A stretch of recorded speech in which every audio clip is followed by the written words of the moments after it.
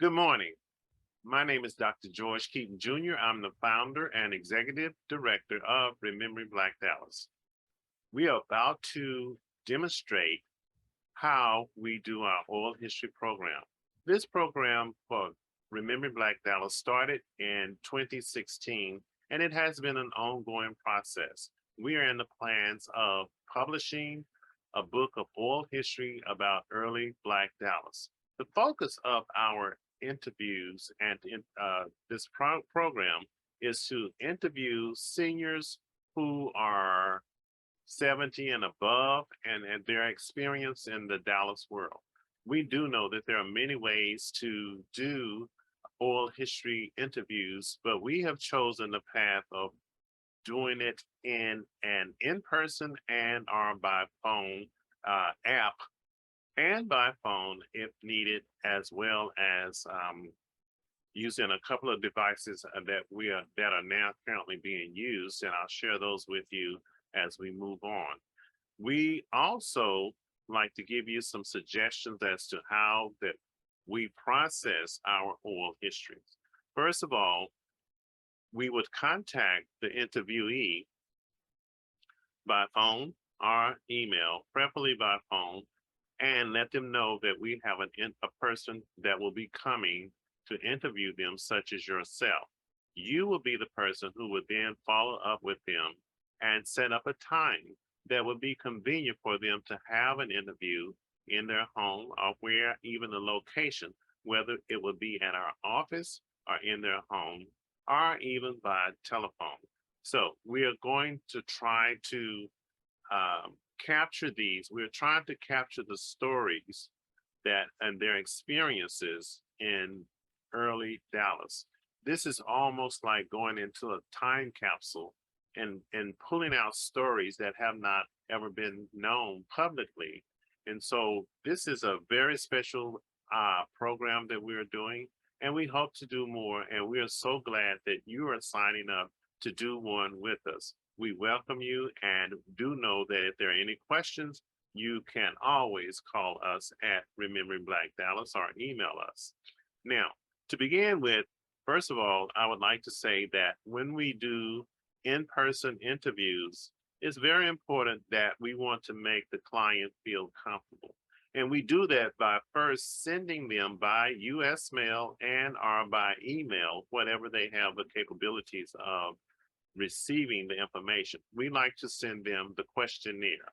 That makes the client feel very comfortable to have those questions to look at and go over and make sure that they understand the questions. Then, after you do that and you've made your initial phone contact and set up the time that you all are going to meet, where you're going to meet, then at that point, at the interview, we will go through some things.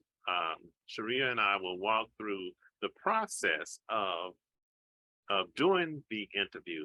And first off, I'd like to say that the one main thing that culturally that you would need to remember is to never call a senior by their first name. You must use Miss Shreya or Miss Turner or whatever. But they would be very offended if you call them by their first name. So let's make sure that when we do work with African American seniors, that we are open to respect their culture. Also, when we do interviews, we like to make sure that the client or the interviewee feels very comfortable. And you can do that in many ways that you like. You may have a brief 2-3 minute icebreakers that can be done by complimenting something in their house, or that could even become a part of the story of something that they have, maybe special in their home, that relates to the interview. So that would not be out of order to do that. Also, in my interviews, I've noticed that if the term, when we talk about Blacks, some seniors are offended by using the word Black. So I think after you hear them speak and they use the word, then that should be the word you use, whether it's colored, whether it's Negro, whether it's Black, African American. You need to find that means of what would feel comfortable to them, even if you ask them. You can ask them, well, do you feel comfortable with me saying African American?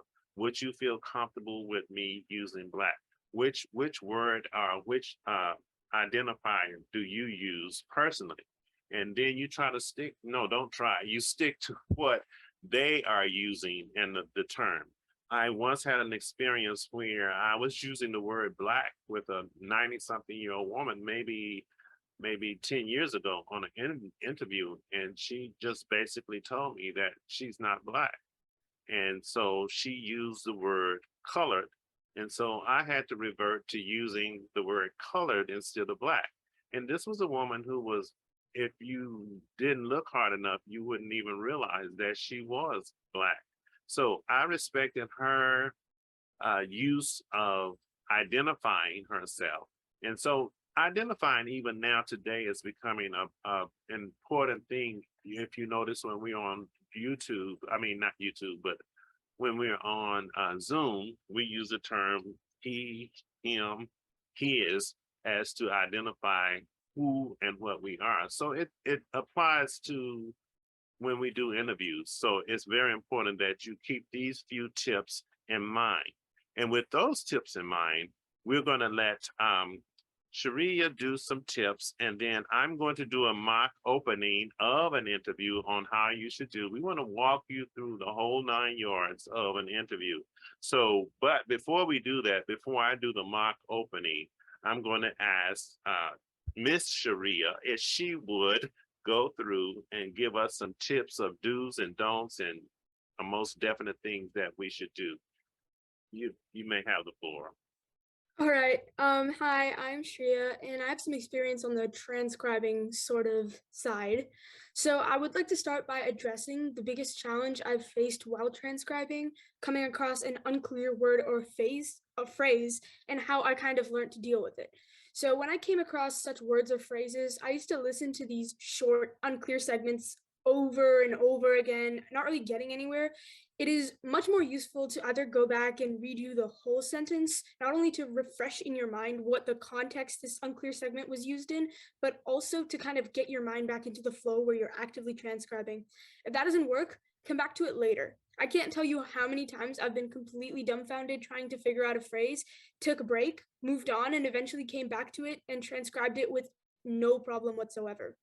If that doesn't work, it might be a name or place, which would explain why you are unfamiliar with it. In that case, just spell it out phonetically and then Google. Use context from that sentence that it was used in to get more specific results. Another issue for if it's unclear is if the interviewer and the interviewee are talking at the same time, which happens when the conversation gets like really engaging and interesting. So it's not a bad thing. It just makes transcribing a little more difficult. So in that case, what works for me is to listen to that segment a couple of times, focusing on one voice at a time. So I'll listen to it maybe 3 times, listening to the interviewer's voice, and once I'm confident I've got down what they've said, I'll listen to it maybe 3 more times, focusing on the interviewee's voice and try to get down what they've said.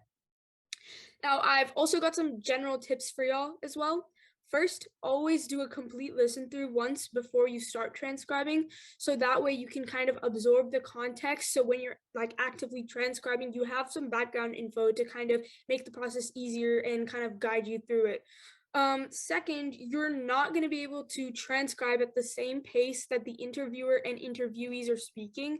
So what I do is I play the recording for 5 seconds, pause, and quickly transcribe what was said.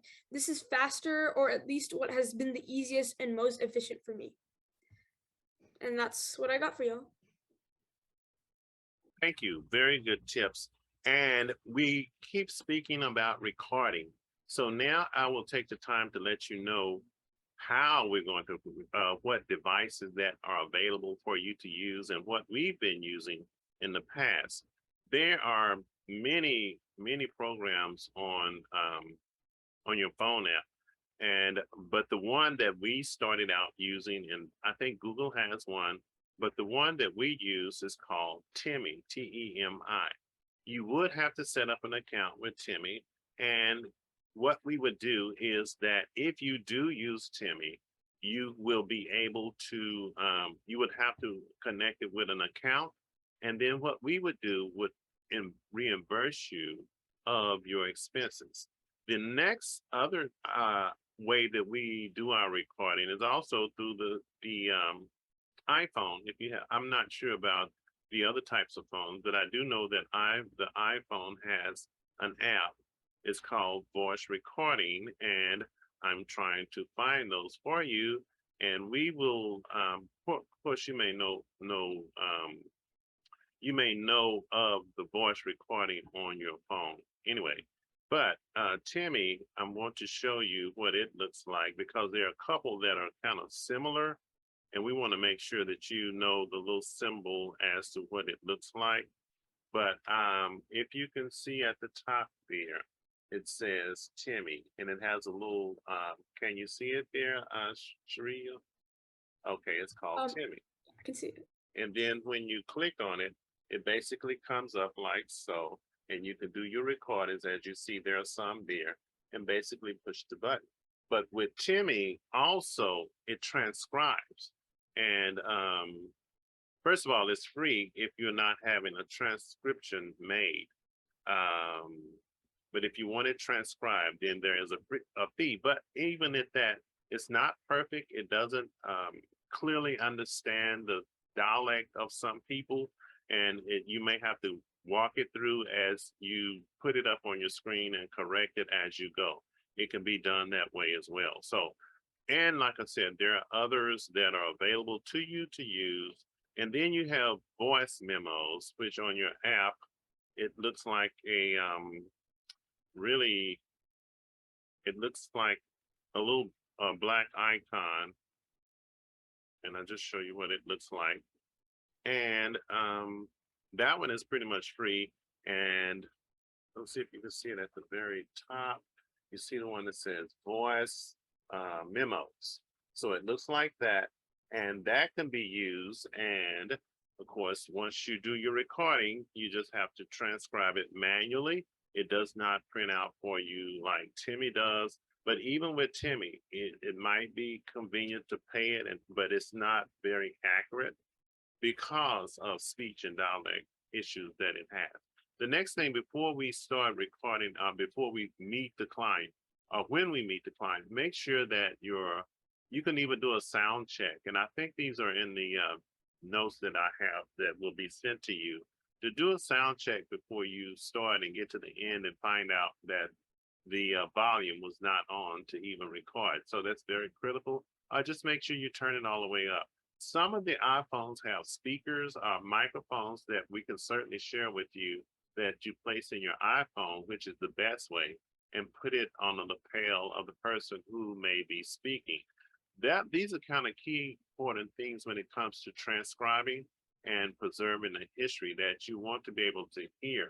Otherwise, you'll be setting yourself up for a little struggle in trying to get those transcripts. Also, when we do the transcript, I suggest that you would do those transcripts within 24, 48 hours, no less, because there are things if you go on too far and you don't quite understand it, then you won't more than likely remember exactly what was said. So it's best to do it I would say within 48 hours. So while it's still kind of fresh on your mind.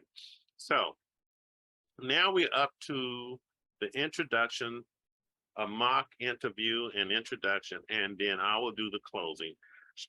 Sharia will do the questioning because I'm the senior here. And so I have a vast knowledge of Dallas, so I can make up some stories for this presentation. And then we'll come back and I'll do the closing just as how you should close it. So here we are. We have sent the interviewee a copy of the questions. They've had 2 or 3 days or more to look at it. You have made your phone call. You all have set up your time and place of where you're going to meet. So here we are. And we're just kind of walk through how the intro will go. And then we'll have Miss Sharia ask the questions. So here we go. Good morning, Miss Sharia. How are you today? I'm doing great. How about yourself? Very well, thank you. We are so pleased that you've allowed Remembering Black Dallas to take this oral interview with you. And you should have received the consent forms or the release forms that it will be very important because we are making a book. Do you have those papers? I do have those papers. Okay, and if you've read it through, is there anything that you did not understand that I can clarify at this time? No, I understood it all. Okay, then if you would hand me those papers, we can get started. Of course. The signed papers. Okay, now, if there's any time that you feel that you need to have questions, we can always have questions later afterwards. And so you've read the questions, and what I'm going to do, I'm simply going to go through the questions that you have read. There will be very little, if you have things that you would like to add in relation to the questions that are not on the paper, you feel free to do so. If it will help your story and telling your story, we will be glad to have that information. And then if there are things that are too personal that you feel that you don't want publicly, then you don't have to dispel or talk about those things. But if there's something that we did record and you found out later that it was too personal, we can always allow you the opportunity to go back and ask us to remove certain things that maybe you don't want to have said. But at any rate, and you'll have time to do that because we're just processing right now.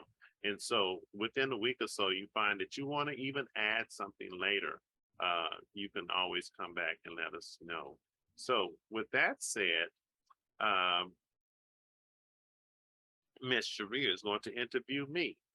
So I did the first part of introducing of how you should introduce, and you can say some other things like, oh, what a lovely, oh, I see you read books, you have a nice home, whatever, to make them feel as comfortable as possible. Because keep in mind, this is not about you. This is about getting them to feel comfortable so that you can get the most out of your interview. All right, now what we're going to do is change roles, and Miss Sharia is going to ask me a few of the questions off of the interview sheet. Okay. So, what year did you come to Dallas and why did you come to Dallas?